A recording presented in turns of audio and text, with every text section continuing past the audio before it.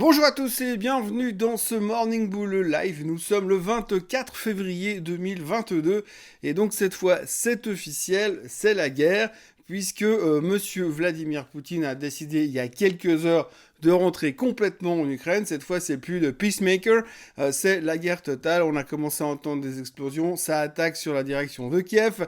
Il y a des explosions à Kiev, on parle d'attaques aériennes, on parle d'attaques par la mer, on parle d'attaques amphibies, on parle d'attaques à terre, enfin bref, on parle de beaucoup de choses, mais en tous les cas, une chose est sûre, c'est que pour l'instant, eh bien, les futurs sont complètement au fond du bac. On est pratiquement en baisse de 2% sur les futurs aux États-Unis. Mais si on revient un tout petit peu en arrière, déjà hier soir, il semblerait qu'on avait un tout petit peu anticipé la catastrophe, puisque les indices se sont déjà clairement fait démonter hier soir. On a pété tous les supports, et franchement, ça laisse rien augurer de très bon à très court terme, en tous les cas.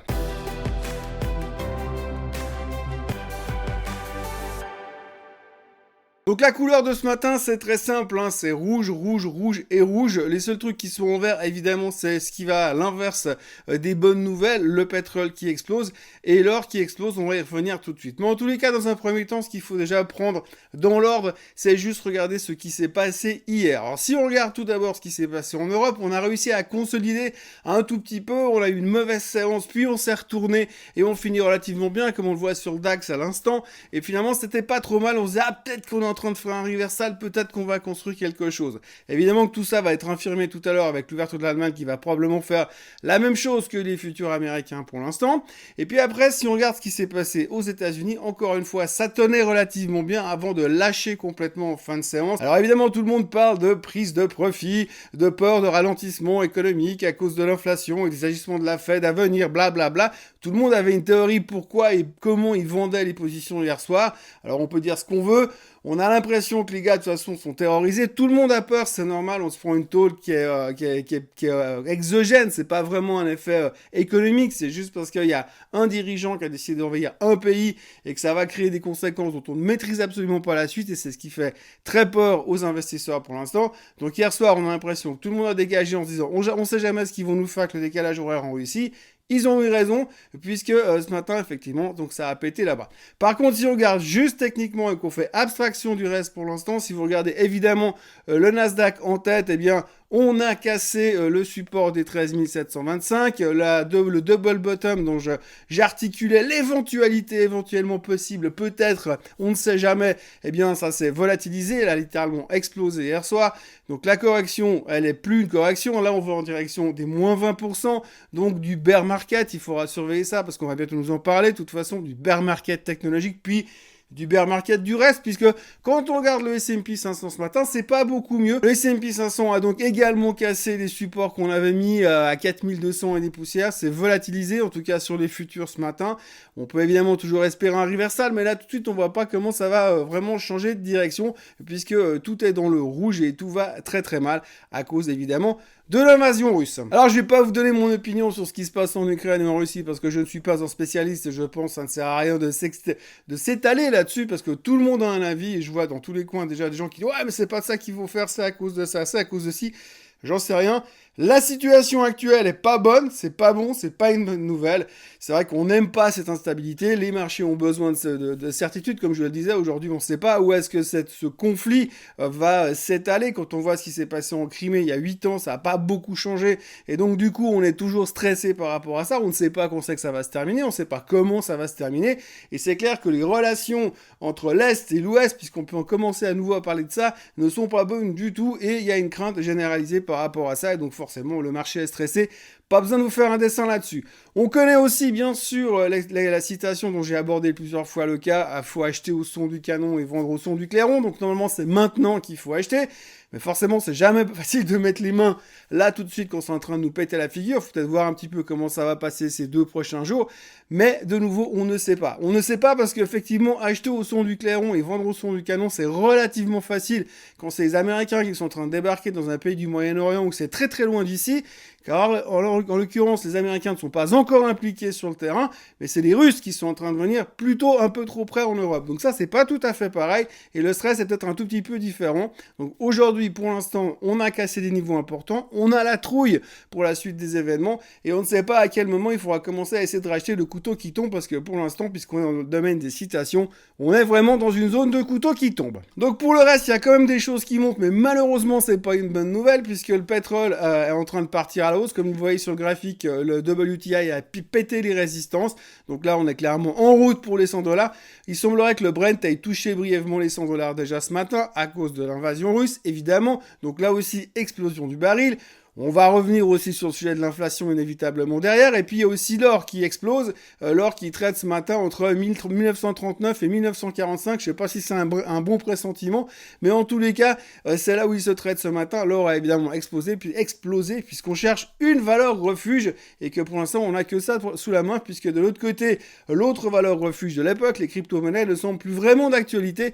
Puisque le Bitcoin s'est fait démonter ce matin à la même sauce que les futurs américains, mais 4 fois plus, puisque le Bitcoin ce matin est de retour sur les 34 000, 35 000 $, là où il était déjà tombé au mois de janvier. Donc il faudra surveiller aussi, parce que là pour l'instant, on est en train de retester les plus bas du mois de janvier. Donc on pourrait dire aussi que c'est peut-être un double bottom sur le Bitcoin. Sauf qu'on a vu comment ça marchait bien sur les indices pour l'instant. Je suis pas sûr qu'on soit dans l'esprit de dire « Ouh, je vais acheter sur faiblesse parce que ça a l'air pas mal. » Pour l'instant, on a peur et il y a une pression sur le marché qui ne rassure personne. Donc en gros, du rouge partout, sauf sur le pétrole et sur l'or. C'est assez facile à retenir ce matin.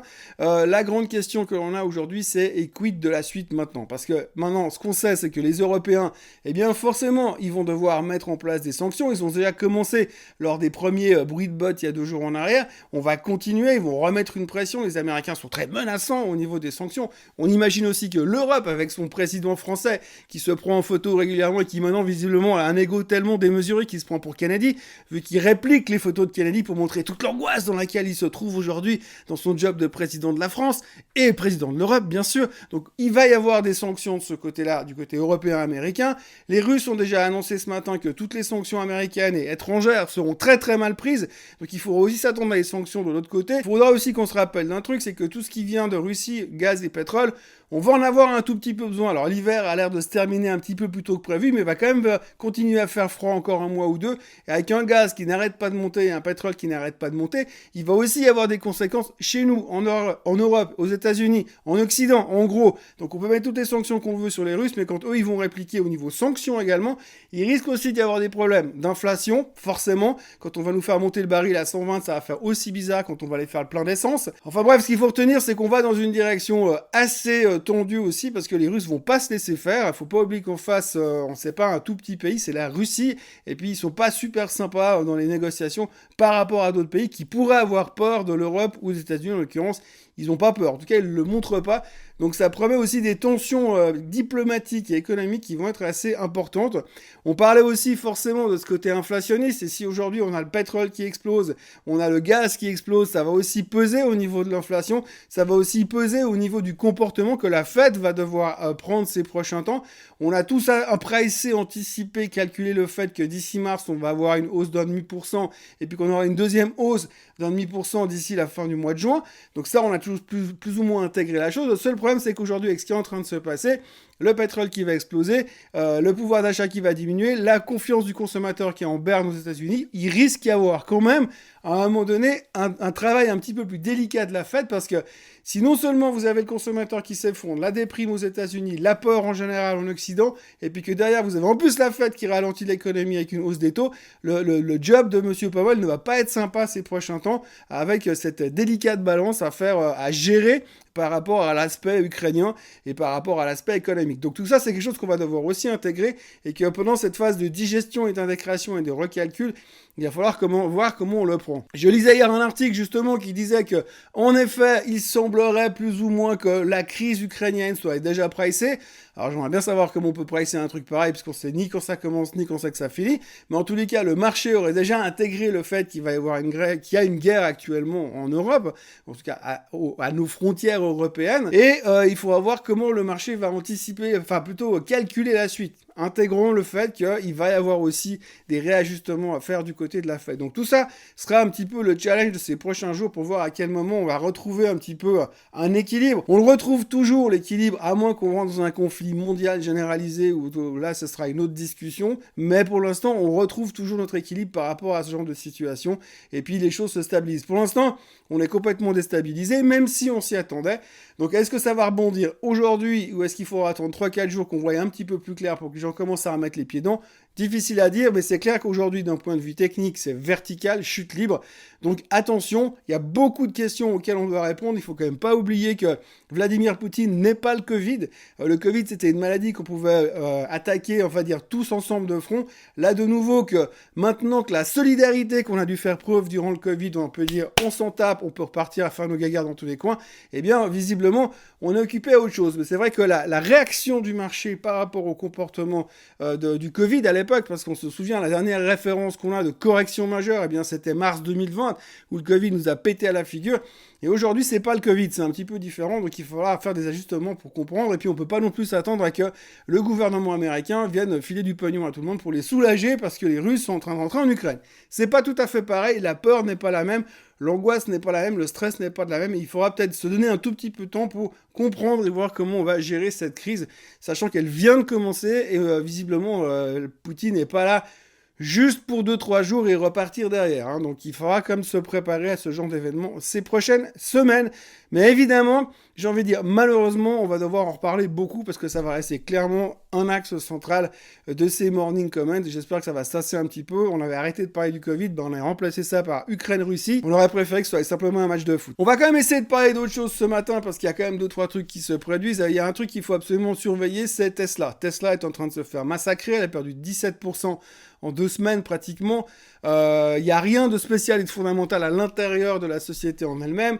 Le seul problème, c'est que Monsieur Musk est en train de passer la plupart de son temps à se fighter avec la SEC. Hein. Donc, il est en train d'envoyer par tweet interposé des tweets agressifs vis-à-vis du Security Exchange aux États-Unis, de Monsieur Gary Gensler.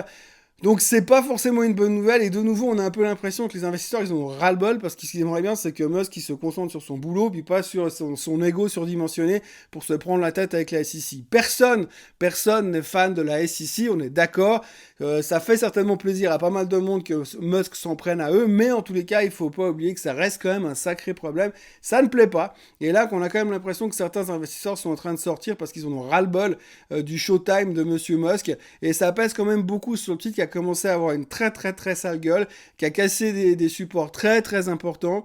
Alors j'ai envie de dire, est-ce que c'est le glas qui sonne pour Tesla? Ça veut pas dire qu'elle va faire faillite, mais ça veut dire que là où elle est par rapport à la valorisation de la société, par rapport à la situation mondiale géopolitico-économique, peut-être que les gens vont dire ok on va dégager, et il peut y avoir de la pression vendeuse, et ça peut aller relativement bas. De nouveau le problème c'est que jouer Tesla à la baisse, c'est un truc, il faut vraiment être un héros pour y arriver, au moins un Avenger, mais en tous les cas ça a l'air mal embarqué pour Tesla pour l'instant, et c'est clair que tant que Musk se préoccupe de sa petite personne et de son combat personnel contre les autorités américaines, ça risque de peser un petit peu encore sur le titre, et ça peut changer un petit peu le mood par rapport à ce qu'on aime chez Tesla, et visiblement certains investisseurs ils les ont ici et ils en ont un tout petit peu marre. Voilà, c'est ce qu'on pouvait dire ce matin. Évidemment, c'est que le début, visiblement, puisque ça fait 2 ou 3 heures seulement qu'ils ont commencé l'invasion en Ukraine.